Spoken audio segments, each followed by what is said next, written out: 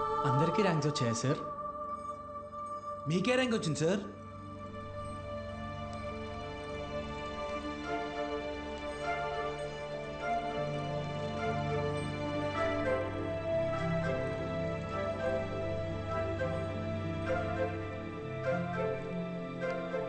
Muralikrishna 41 medical.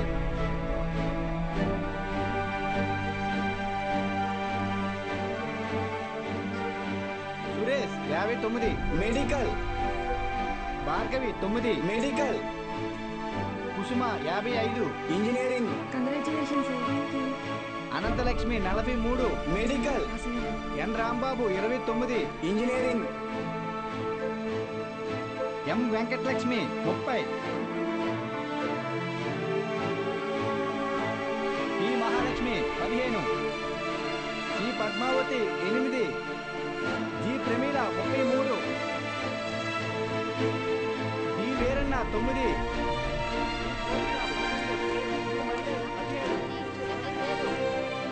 అంటే 45 top ranks sir. 46. అదేంటి sir, మొత్తం కలిపి 45 కదా సార్? ఇంకో ఆల్ టికెట్ ఉంది. ఏఎస్ మూర్తి. ఏఎస్ మూర్తి 1వ ర్యాంక్. ఎవరై ఉంటారు? ఏఎస్ మూర్తి ఎవరు? ఏఎస్ మూర్తి.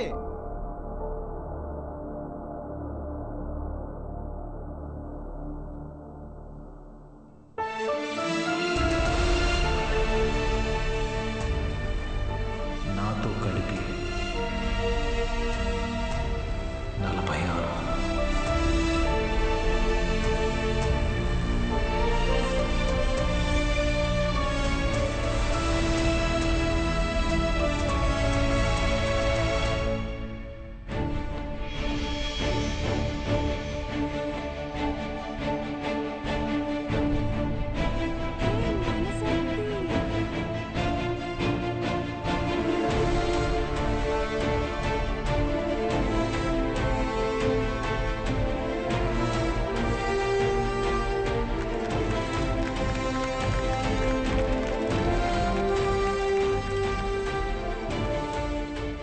సార్ ఇవన్నీ మీకు ఇమ్మని చెప్పారు.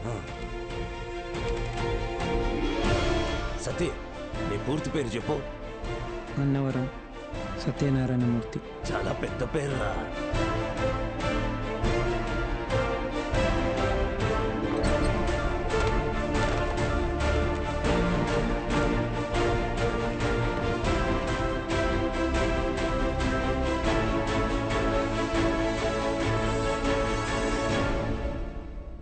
సాధించావు బాలు.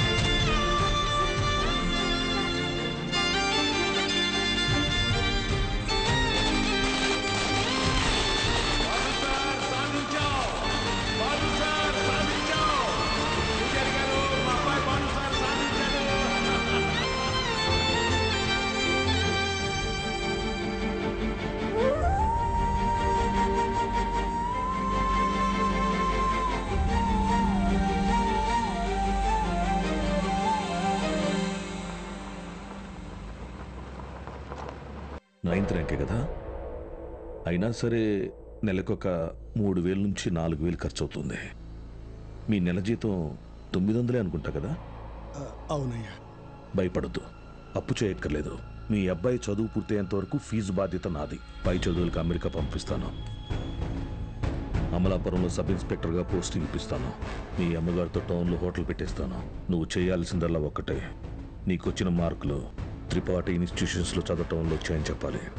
నువ్వు మా కాలేజీలో షార్ట్ టర్మ్ క్రాష్ కోర్స్ తీసుకున్నట్టు ఈ అగ్రిమెంట్ మీద సైన్ చేయాలి. నీ అమ్మ నాన్న పోగొట్టుకున్న పొలం ఇక మీదట నీదే. ZPTC chairman post, anonymous.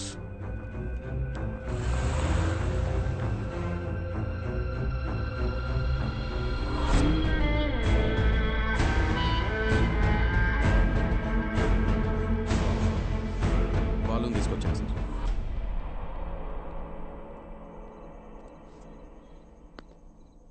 నీ స్టూడెంట్స్ సంతకాలు చేసి ఇచ్చారు నాకు. మీ ఈ ర్యాంకులు కారణం ఎవరని నిద్రలో ఎప్పటికినా త్రిపాఠి అనే చెప్తారా? పబ్లిక్లో పొరపాటుని పేరు తలిచిన ఒక్కరికి కూడా ఫ్యూచర్ లేకుండా చేస్తాను. అర్థమైందా? ఆ రోజు దట్ అసెంబ్లీ డే నీ ముఖం కూడా నేను సరిగ్గా గమనించేది. ఎక్కడో దూరంగా ఉన్నావు కదా, ఇంత చిన్నగా ఉన్నావు. వచ్చి నన్నే ఊడిద్దాం అనుకున్నావా? త్రిపాఠి సార్, చాలా రోజుల క్రితం మీరు నాతో అన్నారు, 0 fees 0 education, more fees more education అని. ఆ బోర్డులో ఉన్న స్టూడెంట్స్ ఎవ్వరికి వేలకి వేలు ఫీజు కట్టడం వల్ల ఈ ర్యాంకులు రాలేదు. మీరు వాళ్ళకి లక్షల లక్షల డబ్బులు ఆశ చూపించి వాళ్ళ ర్యాంకుల్ని, వాళ్ళ గెలుపుని కొన్నారు.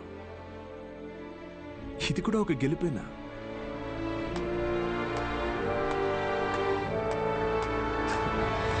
Okay sir, thank you sir, take care sir.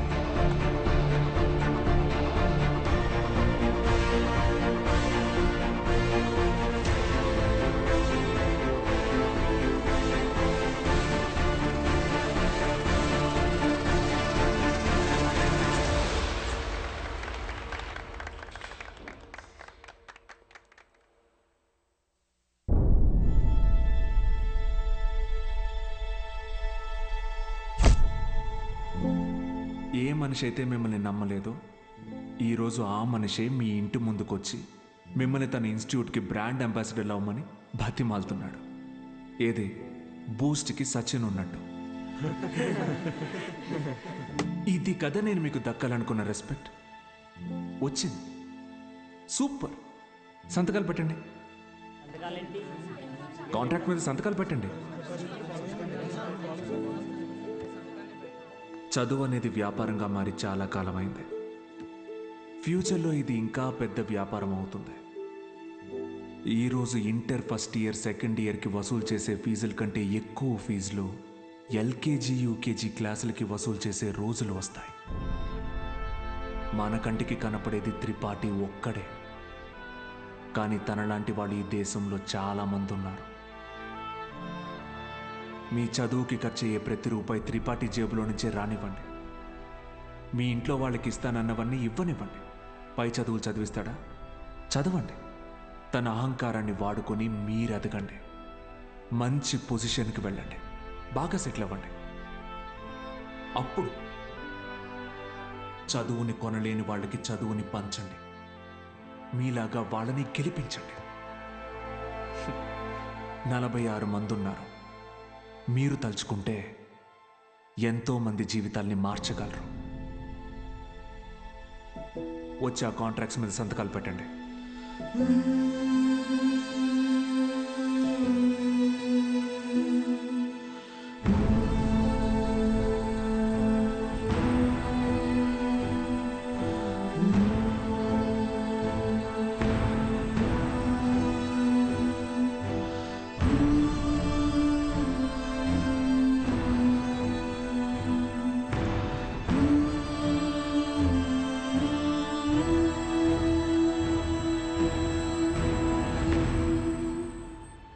నేను త్రిపాఠి ఎడ్యుకేషనల్ ఇన్స్టిట్యూషన్లో చేరిన మొదటి రోజు ఎప్పటికీ మర్చిపోలేను.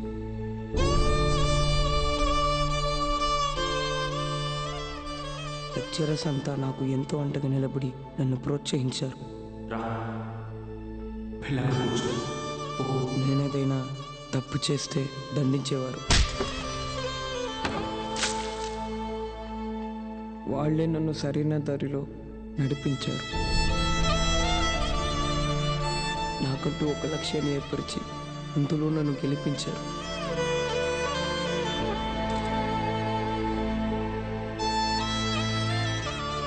నాకు అమ్మ నాన్న లేరు. త్రిపాఠి ఎడ్యుకేషనల్ ఇన్స్టిట్యూషనే నా ఫ్యామిలీ. అక్కడికి అందరూ అమ్మ నాన్నలతో వస్తారు. నాకెవరూ లేరుగా. ఆయన వస్తారేమో అడుగుతారా?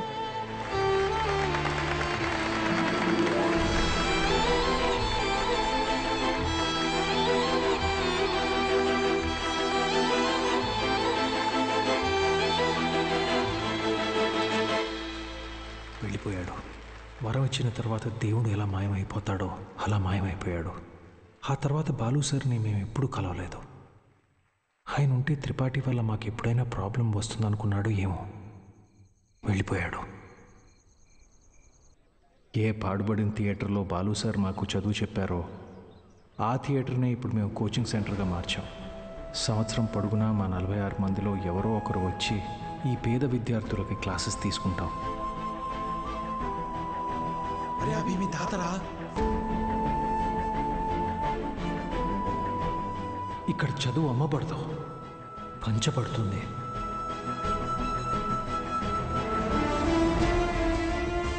ఇదే మా బాలు సార్కి మేము ఇచ్చే గురుదక్షిణ.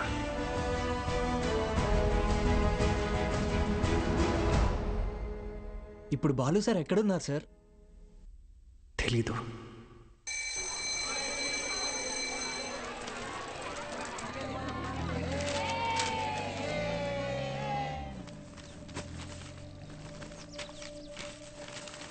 அண்ணா ஒரு பண்ணு கொடுங்கண்ணா.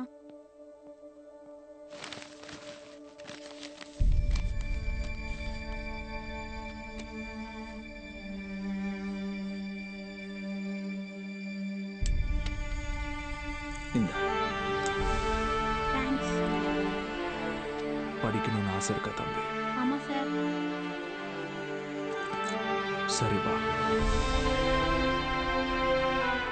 కానీ ఆయన ఎక్కడున్నా చదువుని దేవుడికి పెట్టే నైవేద్యంలాగా పంచుతూనే ఉంటారు.